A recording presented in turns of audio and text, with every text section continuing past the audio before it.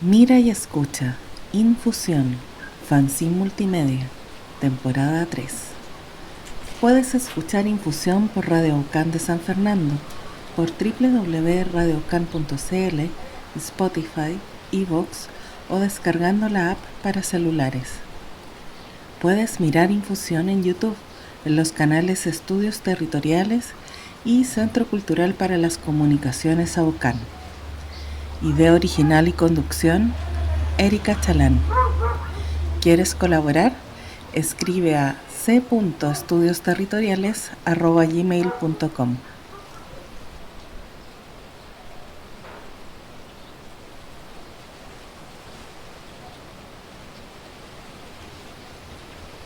Infusión, capítulo 5.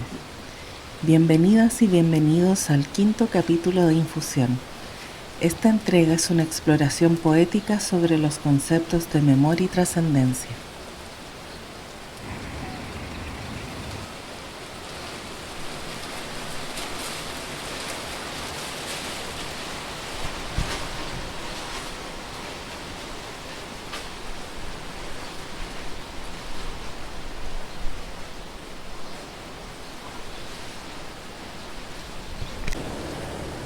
Comarca del Jazmín.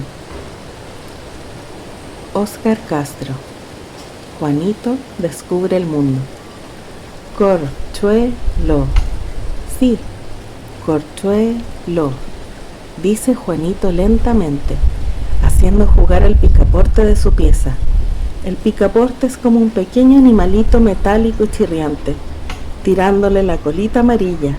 El picaporte esconde la lengua y luego, al soltarla, suena y asoma, fría, como si gustase un helado invisible.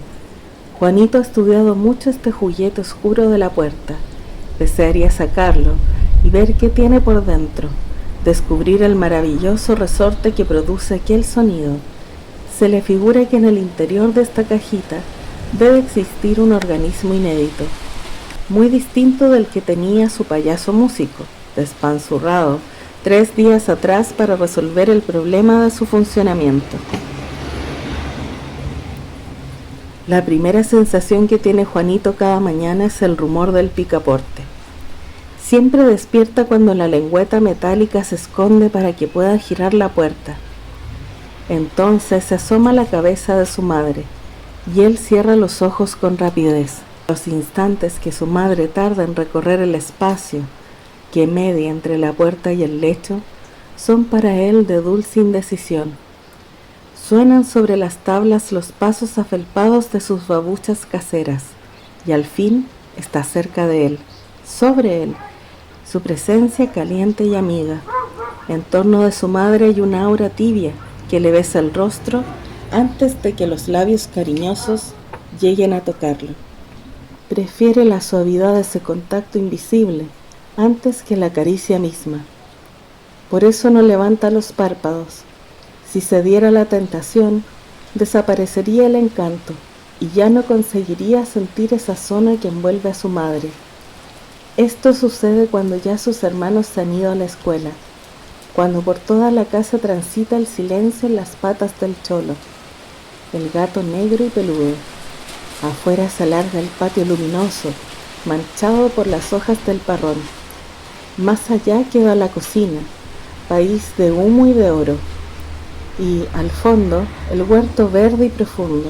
El huerto llama cada mañana a Juanito. Sopla en los tallos su flauta clara y fresca para encantarlo. Alzan las azucenas sus copas espesas de fragancia.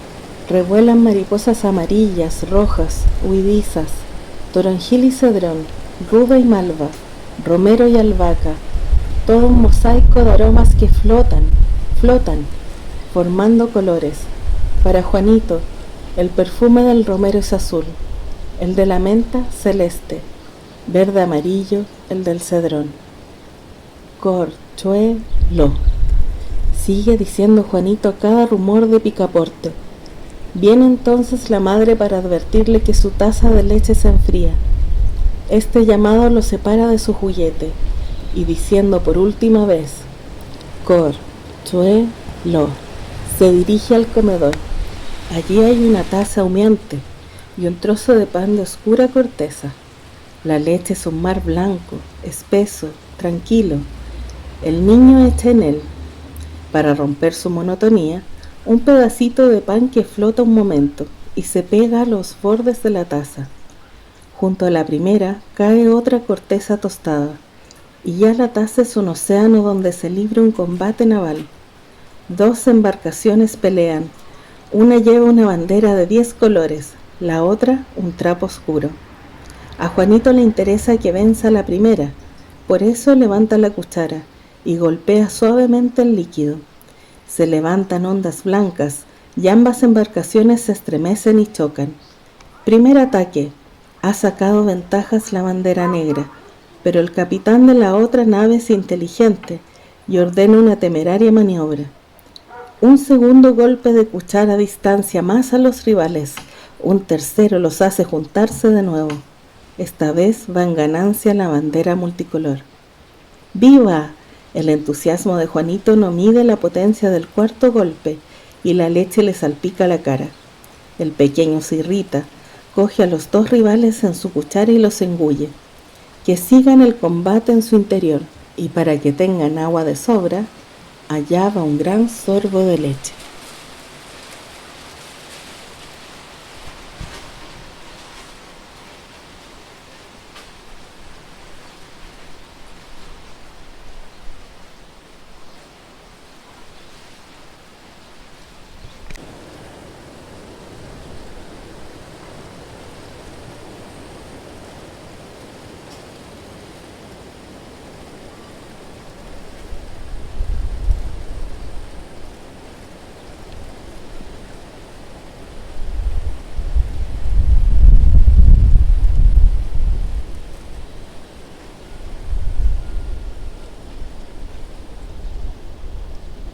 De no hablar muy fuerte.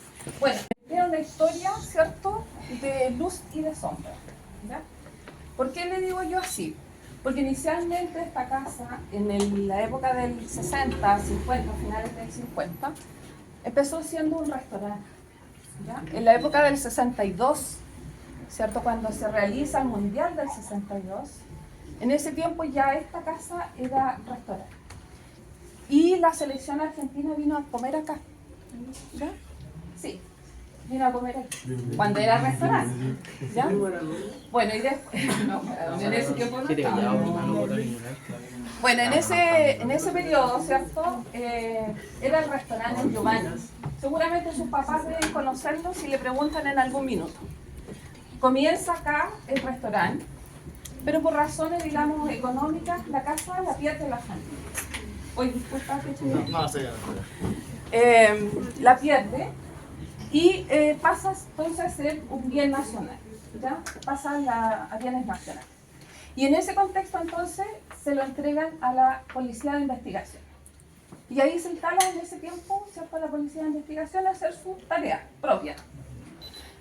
Pero con el tiempo, cuando se ocurre el golpe militar, ¿cierto?, se transforma ya en un centro de detención y de tortura. Haciendo igual las tareas que estaban haciendo, pero atrás tenían un centro de detención y de tortura. Y además un sitio de relegación. ¿Qué significaba eso? ¿Cierto? Que llegaban algunos aquí y producto, digamos, de la investigación, eran relegados a diferentes lugares del país. Y en ese contexto entonces cambia la figura, ¿cierto? Y se transforma en una cosa llamada oscura. En el segundo piso, pasamos. ¿Lo quieren ver? En este sector, cuando estaba entonces instalada la PDI, acá tenían las oficinas, ¿ya? Donde estaban separados por los escritorios de cada uno de los detectives que habían, y ahí estaba ubicado el jefe, el prefecto, ¿ya?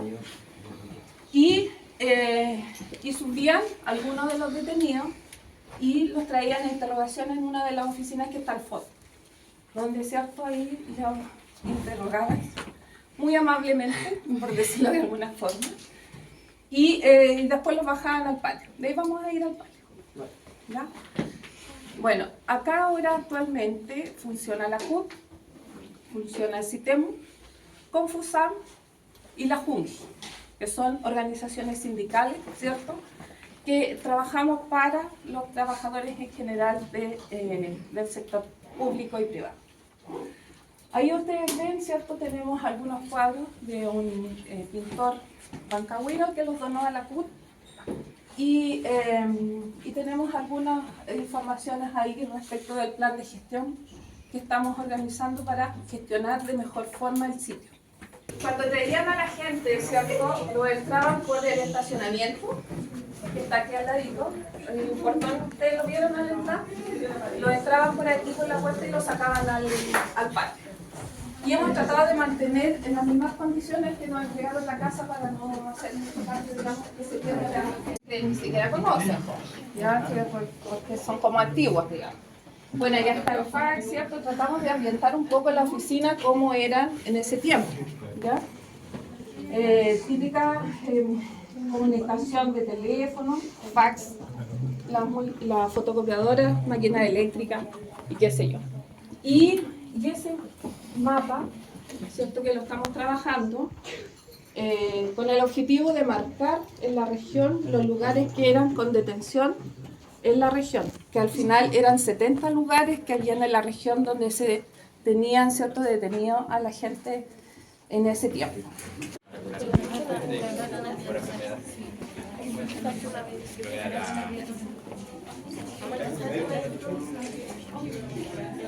Bueno, cuando llegaban, ¿cierto?, los detenidos, los registraban y después los pasaban acá.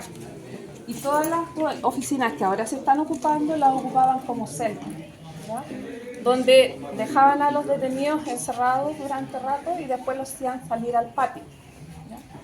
Hay algunas personas que nos han contado de que, si ustedes se fijan, ese fierro que está ahí, que es un resto de un riel de tren, lo tenían cruzado y colgaban a la gente, ¿ya? Ahí lo colgaban y le aplicaban corriente. Y algunos, ¿cierto?, los llevaban a interrogación a la gobernación y después los traían y los dejaban detenidos acá. Había gente que pasaba por pocos días y otros que se demoraban semanas. Y eso fue durante un largo tiempo que estuvo la PDI. Después se fue porque intentaron poner un jardín infantil, después vuelve de nuevo a irse y ahora definitivamente está en Chorrillo, ¿ya? Y en el 2005 entonces entregan a la CUT, que somos nosotros, ¿cierto? Nos entregan este espacio. Ahora, ¿por qué es tan importante eso? Porque desde esa historia hasta ahora tiene una resignificación el sitio. Que gente que fue, ¿cierto?, torturada y maltratada en ese tiempo, eran dirigentes, la mayoría eran dirigentes sindicales. Y por lo tanto ahora tiene una nueva resignificación y un nuevo resurgir del movimiento sindical. Por eso es tan importante, digamos, que ustedes conozcan este espacio y lo comenten con sus familias, privados y públicos, para representarse con la demanda frente al gobierno. La que dialoga directamente, ¿cierto?, con los ministros, con las diferentes carteras para el movimiento sindical.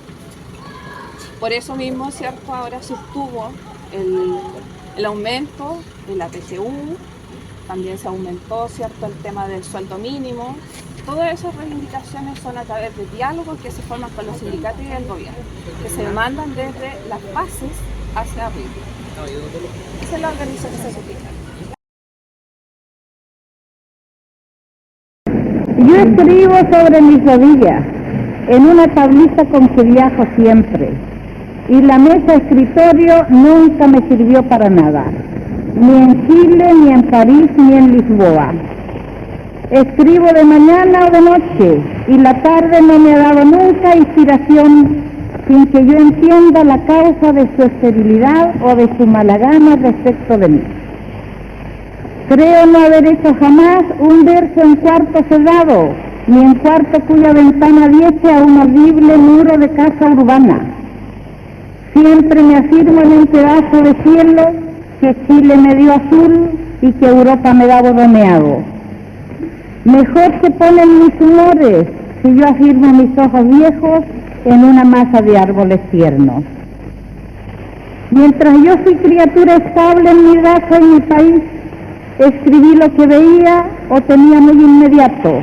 Escribí como quien dice sobre la carne caliente del tema.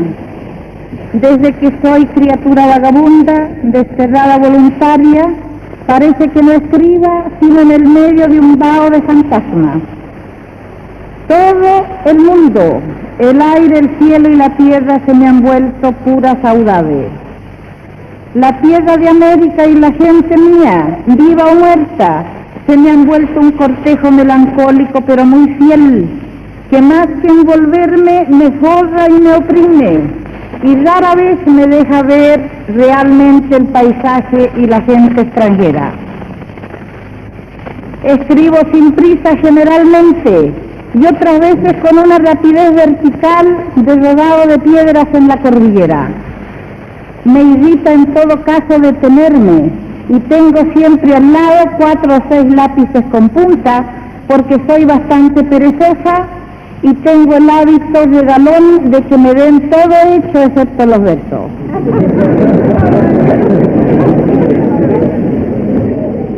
En el tiempo en que yo me peleaba con la lengua, exigiéndole una tremenda intensidad, me solía oír a mí misma mientras escribía un crujido de dientes muy colérico, el rechinar de la lija sobre el filo romo del idioma. Ahora ya no me peleo con las palabras, sino con otra cosa. He cobrado el disgusto y el desapego de mis poesías, cuyo tono no es el mío, por ser demasiado enfático. No me excuso sino aquellos poemas donde reconozco mi lengua hablada, eso que llamaba don Miguel el Vasco la lengua conversacional.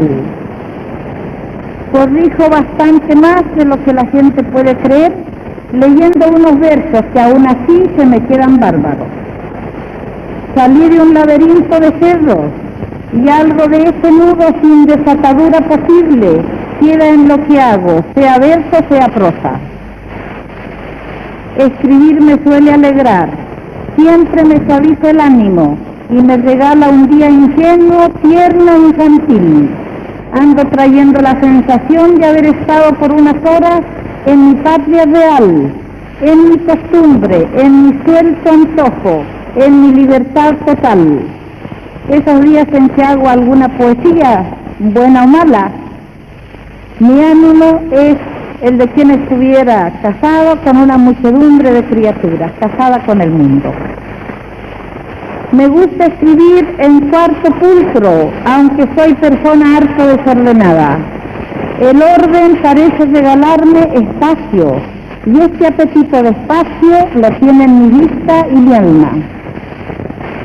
En algunas ocasiones he escrito siguiendo un ritmo recogido en un carro que iba por la calle lado a lado conmigo, o siguiendo los ruidos de la naturaleza, que de más en más se me funden en una especie de canción de cuna.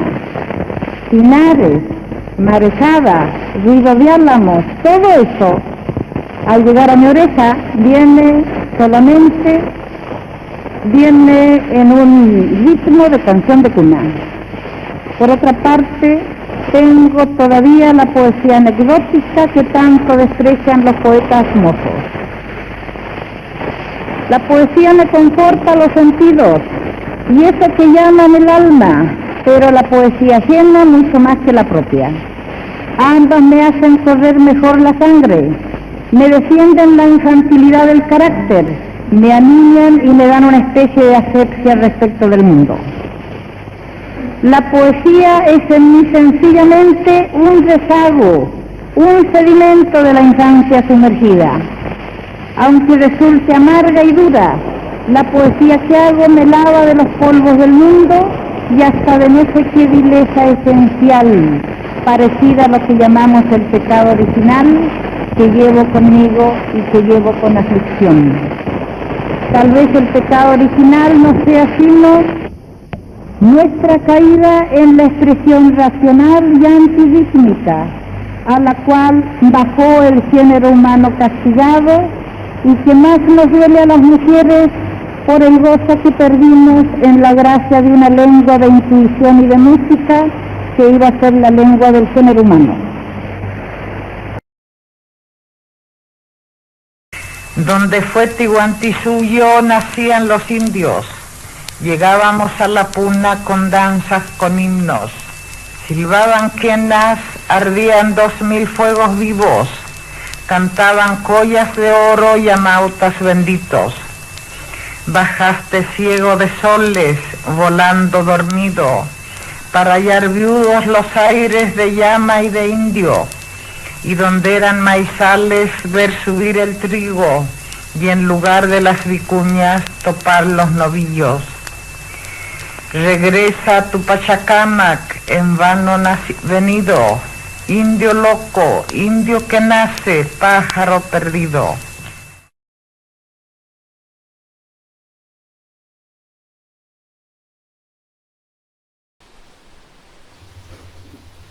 Audio créditos. 1. Trayecto final en bus a Valparaíso 2025. 2. Cementerio General de Rancagua, primer punto de la ruta del poeta Óscar Castro que se realizó con estudiantes y profesoras del Trinity College de Machalí, 2025. 3. Sonido del mar en la Quebrada de las Ánimas, Bucalemu 2022.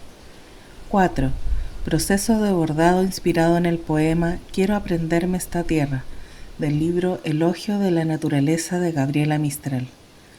5. Lectura de las primeras 2 páginas de la comarca del Jazmín de Óscar Castro.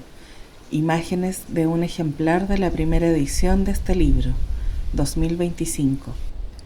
6.